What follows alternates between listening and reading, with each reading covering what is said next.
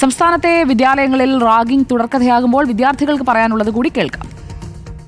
ഇപ്പം മുമ്പത്തെ കാലങ്ങളിൽ സ്ത്രീധനം പോലെ തന്നെ മാറി ചിന്തിക്കുക എന്ന് പറയും. അതുപോലെ തന്നെ ഞങ്ങളുടെ കുട്ടികളുടെ ഇടയിലും മാറി ചിന്തിക്കേണ്ട സമയം ഭയങ്കരമായിട്ട് അതിക്രമിച്ച് കഴിഞ്ഞിരിക്കുകയും റാഗിങ് വേണ്ടെന്ന് തന്നെയാണ്. സീനിയേഴ്സ് ആയാലും ജൂനിയേഴ്സ് ആയാലും തമ്മിൽ ഒരു ഫ്രണ്ട്ഷിപ്പായിട്ട് പോണതാണ് നല്ലത്. ഈ റാഗിംഗ് ഒന്നും ഇപ്പോഴത്തെ ജനറേഷനിലാരും അങ്ങനെ ഇപ്പോൾ ഉണ്ട്, കൂടി വരെയാണ്, പക്ഷേ അത് മാറണമെന്നാണ്. റാഗിങ് ഉള്ളിടത്തോളം കാലം നമുക്ക് ഒരു സമാധാനത്തോടെ ജീവിക്കാൻ കഴിയത്തില്ല. കാര്യം കുട്ടികൾക്ക് എപ്പോഴും ഒരു നല്ലൊരു അന്തരീക്ഷം കൊടുത്താലേ അവർക്ക് പഠിക്കാനാണെങ്കിലും. ഓരോരുത്തർ റാഗിങ്ങിനെ എങ്ങനെ എടുക്കുന്നതിനനുസരിച്ചിരിക്കും.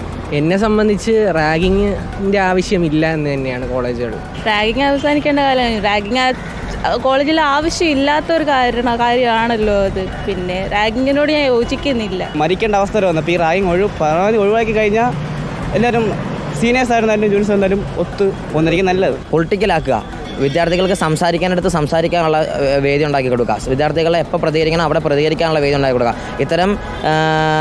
ഇത്തരം കാര്യങ്ങൾ അടിച്ചമർത്തിക്കൊണ്ട് വേറെ അക്കാദമികമായിട്ടുള്ള കാര്യങ്ങൾ മാത്രം ഉയർത്തിക്കൊണ്ട് വരുന്ന ക്യാമ്പസുകളാണ് കൂടുതലായിട്ട് നമുക്കിത് കാണാൻ കഴിയുന്നത്. ഒരാൾക്ക് മറ്റൊരാളിനേക്കാൾ സുപ്പീരിയർ ആവാനുള്ള ഒരു അവസരം എങ്ങനെ ക്യാമ്പസുകൾ ഉണ്ടാവുന്നു എന്നുള്ളതാണ് ആദ്യം ചിന്തിക്കേണ്ടത്. പണിഷ്മെൻ്റ് ഒന്നും ഇല്ലാത്തതുകൊണ്ടാണ് ഈ റാഗിംഗ് ഒക്കെ നടക്കുന്നത്.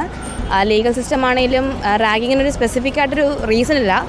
മേ ബി ലൈക്ക് കാസ്റ്റും ക്ലാസ് അല്ലെങ്കിൽ കളറിൻ്റെ ബേസിലാണ് ഈ റാഗിങ് ഉണ്ടാവുന്നത്. ചിലപ്പോൾ ചില പേഴ്സണൽ ഗ്രിഡ്ജ് വെച്ചിട്ട് ചില മറ്റുള്ളവർക്ക് വേണ്ടിയിട്ട് അല്ലെങ്കിൽ കൂടുതൽ സ്ഥാനം നേടാൻ വേണ്ടിയിട്ട് ബാക്കി സ്ഥാനമാനങ്ങളുള്ളവർക്കെതിരെ സംസാരിക്കുന്നവർ റാഗിങ് എന്നുള്ളൊരു പേര് ദുരുപയോഗം ചെയ്ത് ഇവിടെ പ്രവർത്തിക്കുന്നതായിട്ട് നമുക്ക് കണ്ടുവരാൻ സാധിക്കുന്നുണ്ട്. ആസ് എ സീനിയർ എന്നുള്ള ബേസിൽ ഈ കുട്ടികളെ റാഗ് ചെയ്യുന്നതിനേക്കാളും നമ്മൾ ചെയ്യേണ്ടത് അവരെ മെൻറ്റർ ചെയ്യുക, അവർക്ക് വേണ്ട വഴി കാണിച്ചു കൊടുക്കുക. അതാണ് നമ്മൾ മെയിനായിട്ട് ചെയ്യേണ്ടത്.